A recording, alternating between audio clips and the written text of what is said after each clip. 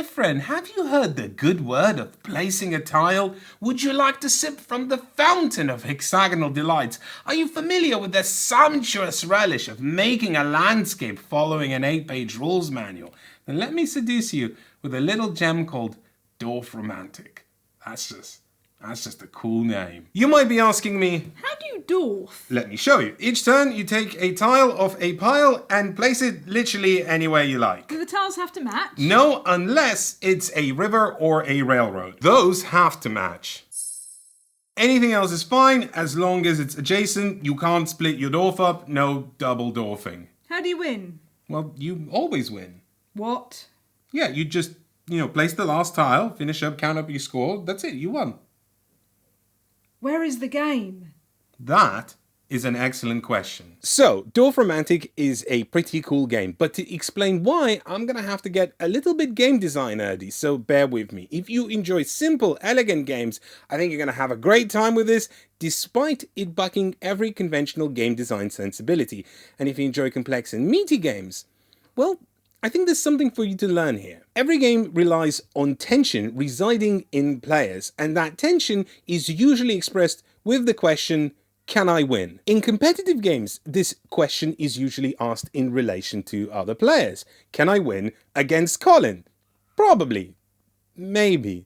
Dunno, Colin can surprise you. In cooperative games like Dorfromantik, you ask this question together with the other players. Can we fight the system? Can we beat the clock? Reach the threshold? Here's the thing, in Dorfromantik, the answer to all of these questions is yes before you even begin playing, and yet it is still surprisingly tense. How does it achieve that?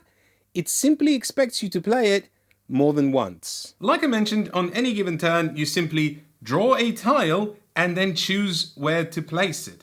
But there are also always free quests on the board, and if you complete one of them, you have to draw a special tile that will give you a new one. These look like any tile in the game, but additionally they feature a quest. For example, this quest says, build a forest extending from this tile that is exactly 5 tiles big. So if I have this quest and I draw this forest tile, I can place it in such a way that it extends this forest, and as soon as it is 5 tiles big, I can take the quest marker off and put it in my score pile. Now I have 5 more points. Once this is done, I'll draw a new tile from the special quest tile pile, and that'll be a new quest. It's a village quest! Then I draw a number tile from here. It has a 6 on it. Now I need to work on a village that is 6 tiles big. And you'll notice there's already tricksy things you can achieve. Let's say I've been drawing village tiles, but I had no village quest. Well, I can still build an area that's 4 tiles big, for example, and then I draw a new quest, and astounding, it's a village tile, and it needs to be 5 tiles big, so I put that in there, bam, autocomplete, draw a new quest. What is that? A railroad? Ha! 4 tiles big, looky here, autocomplete, draw a new quest. It's a field, of course it is. How big is it? It's 6 tiles big because it fits perfectly in here, bam, autocomplete, and that feels very good because it rewarded you for pre-planning. There's a few extra ways of increasing your score. The longest river and the longest railroad will score you 1 point for every tile in that river or railroad. But wait, things are already getting tricky. Let's say I have a river here that is 7 tiles long and I need to draw a new quest tile. Now that wants a river that is 6 tiles long. I can't add that to here because it would make it too long. I need to start a new river somewhere else, but that is now competing with my one longest river. Oh no, what do I do? And there's also these flag tiles for forests, fields, and villages. They'll all score you 1 point per tile in those forests, fields, and villages, as long as that area is completely surrounded by other features at the end of the game. This, once again, pulls you away from working on many little scoring areas and asks you to concentrate on the big one, with the added tension of going full hubris and never closing it off before all the tiles run out. I really want to just place one more tile, even though I shouldn't. I should just close it off and not place one more tile. I'm gonna place one more tile. At which point you might be asking, well, what's the point of points if I win anyway? The simple answer is that you're trying to beat your previous score, and I won't blame you if you think that's too milquetoast or not particularly interesting, but hang in there, I'm getting to the actual point of points. Let me tell you how our very first game of Dorfromantik went, and let me just start by saying it's a surprisingly lovely time. There was something intimately collaborative about drawing a tile and together figuring out how you expand this landscape. I did say this game is tense, but not tense in a way where much is riding on any one given tile placement. It's chill tension, basically. Is that a thing? I don't know. It is now. So turn to turn you discuss, you collaborate, investigate this map you've conjured.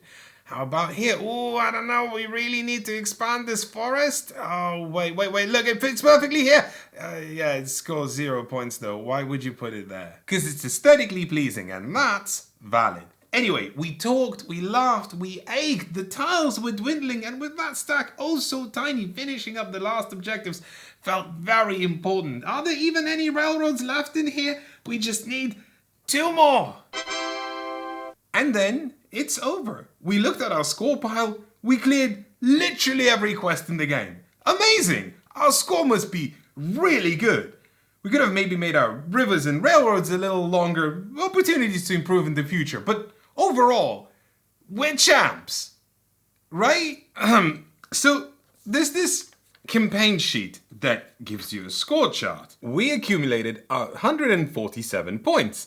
And then looked at this, and it told us that a possible high score is 400.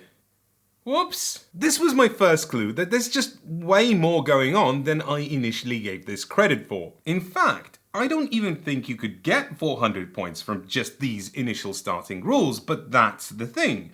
Once you finish the game is far from over. Look, I don't want to call this a campaign game. It's a weird label that has all kinds of expectations inbuilt into it, like having to get all the same people together all the time, or having to keep playing past the point where it's fun anymore, or having to remember all the rules that you've unlocked. No, none of that. But you do unlock things. Each time you finish a game, you check your score. That'll tell you how many pips you've earned, which you can then color into this track. This will lead you to various things you can unlock, and yes, there are boxes you open, but they're not these massive surprises that are gonna wow you. They're more just things you can try and explore. Achievements that say, hey, do this, unlock a new thing. Can you, gonna make something up, don't actually know if it's in the game, make one giant river that loops around itself whilst trying to juggle all the other things in the space of one game. So when I said you win every game by default, I was sort of lying. I mean, you do win, but you only actually feel like you won if you achieve the thing that you set out to do at the very beginning. And in that sense, it's a little bit like, you choose your own adventure, choose your own quest. What sounds fun to you? Do that. Can you do 2 things? Free? And also, you want to beat your previous score, which on a second game, we totally failed by scoring 146 points. That is 1 measly point lower than our previous game, for those of you keeping track. And that's the appeal of Dorfromantik. Sit down by yourself or with someone whose company you enjoy and just have another go. I wouldn't play this with strangers at a board game club or whatever, but it's perfect for couples or good friends. It's Moorish, it's relaxed, it's got that tile laying goodness. Every game is a little different and offers a new thing to take on. It's nice. Some of you might also recognize Dorfromantik in its video game form, which was how it originally appeared in the world at the height of lockdowns, and then sort of petered away as most pandemic things like sourdough bread or the sensation that everything's going to be alright again. Weird disclosure time. We bought this game ourselves. This is not a review copy, but the video game maker did send us a code for the video game back when the video game came out, so there is that. I wasn't actually that excited about the idea of Dorfromantik, the board game. I liked the video game, but then I just forgot that it exists. But I think this is the form that this game really works in. It's perfect at 2, and it's much better seeing the whole landscape that you've built with just a bird's eye view rather than scrolling through an endless LCD screen of rampant tile growth. The rules, whilst being nearly identical, feel more contained and cohesive. Everything just fits into this box. It might not be for everyone, but I don't think I'll stop thinking about Dorfromantik, the board game. I'll always want to Dorf it just one more time. That's, by the way, what Dorf means. It means taking a hexagonal tile and placing it on the table.